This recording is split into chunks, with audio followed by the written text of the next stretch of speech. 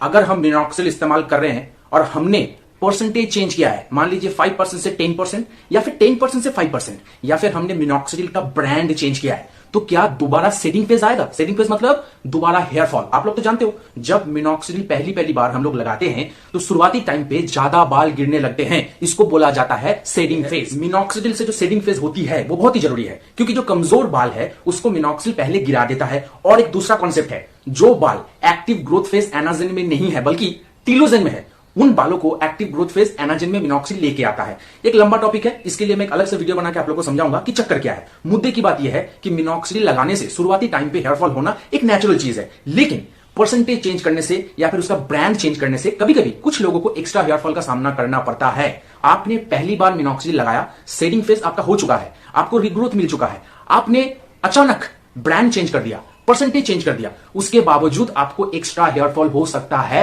और ये होता है, लेकिन सबको नहीं होता, जैसे मुझे नहीं होता, लेकिन कुछ लोग ऐसे हैं जिनको मैं पर्सनली जानता हूं, उन्होंने जब ब्रांड को चेंज किया तो हेयर फॉल होने लगा। इंटरनेट पे भी बहुत सारे बंदों को मैं फॉलो करता हूं, फॉरेन में भी, हमारे देश में भी, लेकिन उन लोगों की जो जर्नी है उस पे उन्होंने क्लियरली बोला है कि जब उन्होंने ब्रांड चेंज किया तो हेयर फॉल होने लगा। इसके पीछे कारण क्या है दोस्तों? मॉलिक्यूल जो है मिनॉक्सिडिल वो सेम है, लेकिन जब आप ब्रांड चेंज करते हो तो नया जो ब्रांड है वो आपके स्कैल्प में सूट करने के लिए, एडप्ट होने के लिए थोड़ा सा समय लेता है, इसीलिए आपको दोबारा एक सेडिंग फेज देखने को मिलता है। आप मान लीजिए मिनटॉप लगा रहे हैं, तो मिनटॉप आप 3 महीना लगा लिया, 3 महीना लगाने के बाद आपको अचानक ऐसा लग रहा है कि नहीं, मैं मॉडिफ इस्तेमाल करना चाहता हूं। मिनटॉप आप लगा रहे हैं, एक दिन मिनटॉप लगाइए, अगले दिन मॉडिफ लगाइए, फिर उसके अगले दिन मिनटॉप, फिर उसके अगले दिन मॉडिफ, फिर उसके अगले दिन मिनटॉप, फिर उसके अगले दिन मॉडिफ।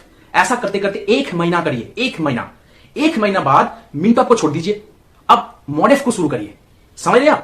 तो आपको ऑल्टरनेट डेज करना पड़ेगा। आपको एक दिन आपका जो पुराना मिनॉक्सिल है उसको लगाना पड़ेगा, और एक दिन आपको जो नया वाला मिनॉक्सिल आप इस्तेमाल करना चाह रहे हैं उसको लगाना पड़ेगा। तो ऑल्टरनेट डेज, एक दिन छोड़ के एक दिन, एक दिन छोड़ के एक दिन, मतलब एक दिन पुराना वाला, एक दिन नया वाला, एक दिन पुराना वाला, एक दिन नया वाला, ऐसा करके 1 महीना आपको कंप्लीट करना है और फिर पुराने को छोड़ देना है।